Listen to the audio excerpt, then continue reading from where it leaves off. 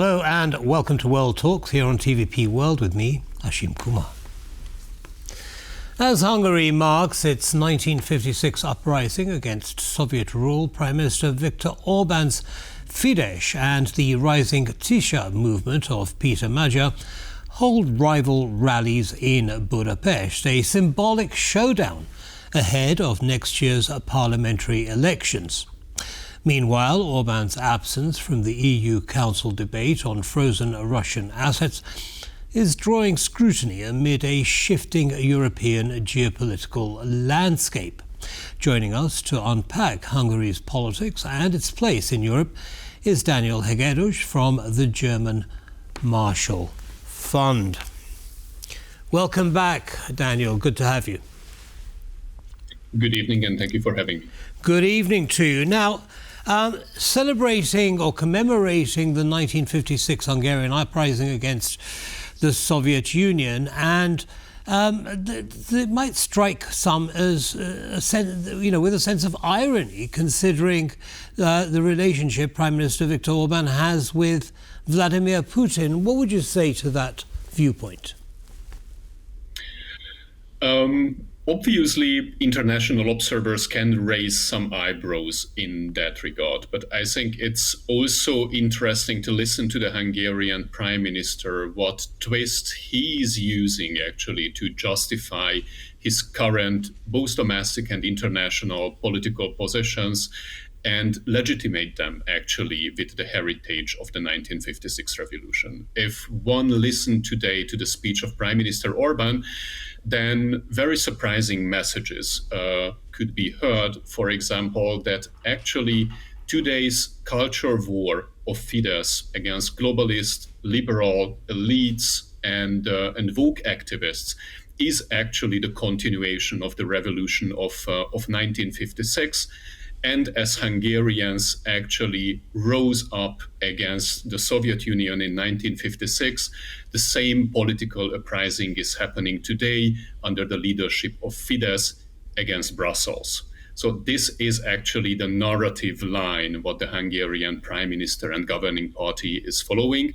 How convincing it is for the Hungarian society, obviously the answer will be delivered by the April 2026 elections. Yes, I mean, so he's fighting against elites, and yet he's aligning himself with the elites of the Kremlin, is he not? And distancing himself from the elites of the European Union, of which his country is a member. There's still, what is it that's pushing him closer to the Kremlin than to Brussels? Actually, this alignment with the Kremlin and Russia is not a new development. It has been ongoing at latest since 2014, over the past almost 11 or 12 years. And analysts actually are still investigating the main reasons. So my very brief answer would be that actually this alignment with authoritarian great powers like Russia, like China, is a source of support also to the domestic autocratization and anti-democratic developments in Hungary, especially in light of the European and before January 2025 American criticism of this anti-democratic development. So practically we see an alignment between anti-democratic actors, and this explains actually Prime Minister Orban's pivot towards the friendship of Vladimir Putin. Okay, so what is the approach that his opponent, Péter Magyar, is taking and his Tisa party? Because he is at the moment currently leading in the polls. So what's Magyar's position and argument?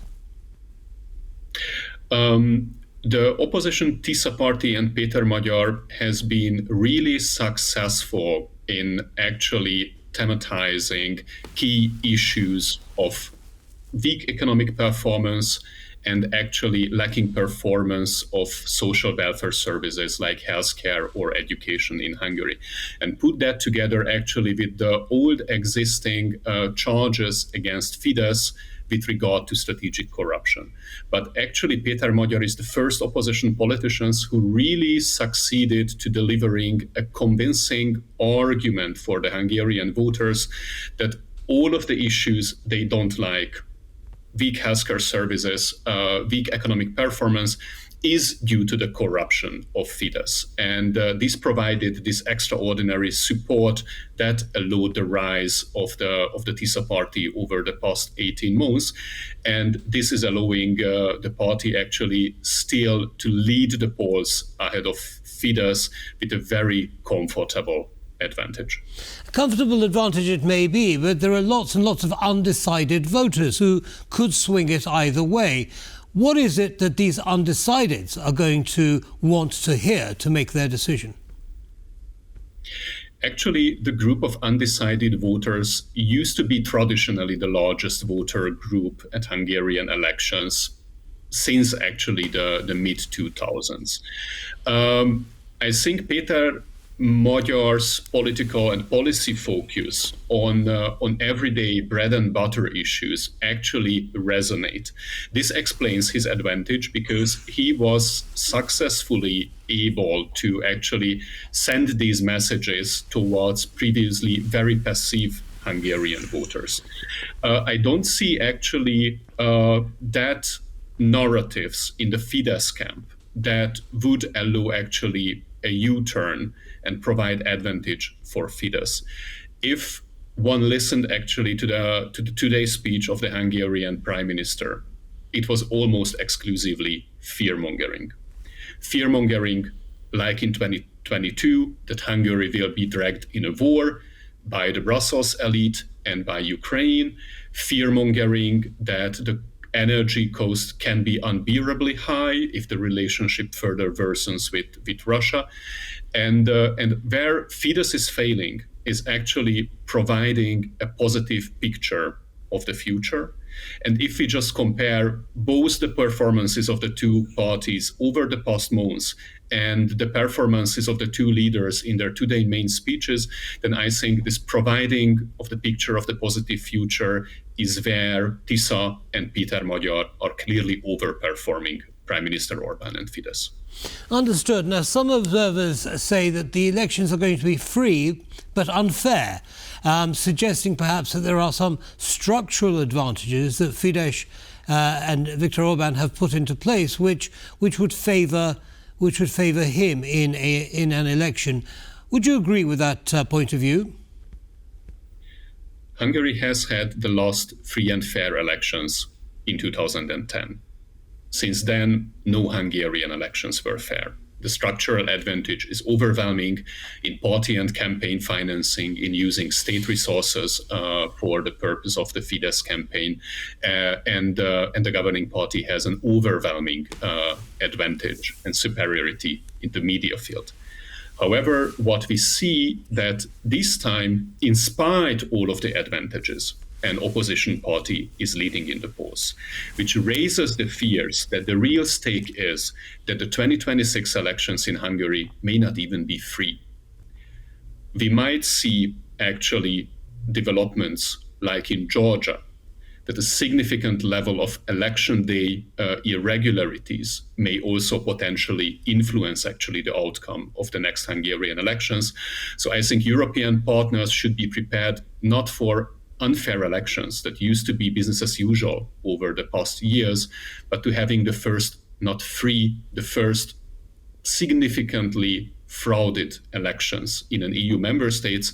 And how they will respond will not only determine potentially the election outcome in Hungary, but also the integrity of the European Union for a significant time. Well, that's a sobering thought, and I suppose something that Vladimir Putin is rubbing his hands together in glee about. Let's move on now to the meeting of the European Council, who are voting on the use of frozen Russian assets, frozen in Belgium. Viktor Orbán was noticeably not present for the vote. What do you read into that, if anything? It might be actually a repetition to that famous December 2023 European Council meeting when he went actually in the bathroom to allow financial support to Ukraine be passed. Obviously, it was a very inconvenient timing for the Hungarian prime minister due to the national holiday, due to domestic political purposes. It would be impossible for him not to attend actually this rally in the campaign season in Budapest.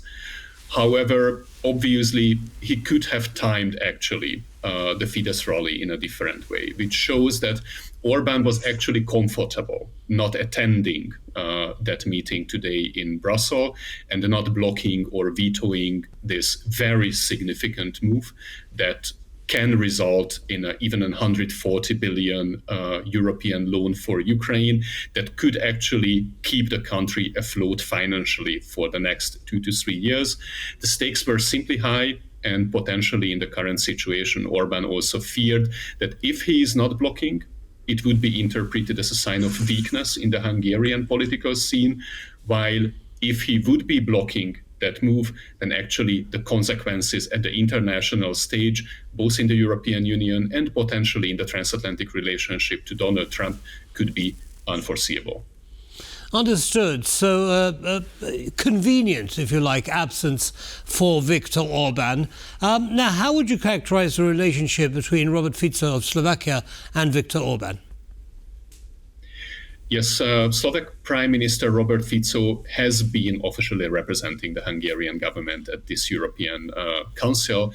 And due to the close ideological and I would say also personal relationship between the two prime ministers, there would have been difficult for Orban to find someone else than Fico. So it was a natural choice and actually the one single opportunity. I even doubt that many other European head of states or governments would have even accepted actually the Hungarian initiative that the Hungarian position should be represented by them.